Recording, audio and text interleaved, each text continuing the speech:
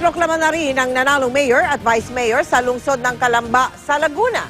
Nakatutok si JP Soriano.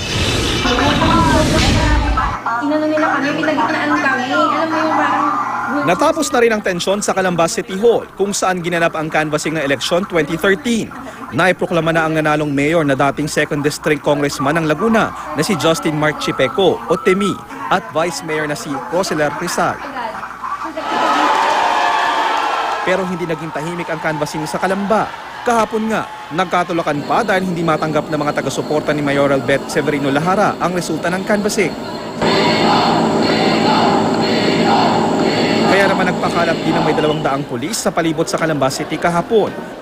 Nagbarikada bitbit ang shields at batuta upang bantayan ang supporters ni Lahara na naging emosyonal matapos maungusa ni Chipeco sa canvassing.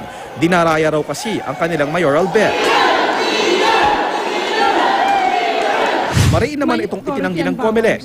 Ginawa namin lahat yung alam namin gawin in a very transparent way. Ngayon, hindi ko pwedeng sabihin sa kanila na dinilay namin ang proseso o kaya nang-delay ang proseso dahil may dahilan. Bandang huli, masakit man daw ang pagkatalo. Kinausap ng kampo ni Lahara ang kanilang taga-suporta. Hindi po kami mawawala sa tabi nyo. Pansamantala ay magpakakalma ang tao, igalang po natin ang desisyon ng nakakarami, respetuhin po natin ang batas. Mula sa Calamba, Laguna, JP Soriano, nakatutok 24 oras.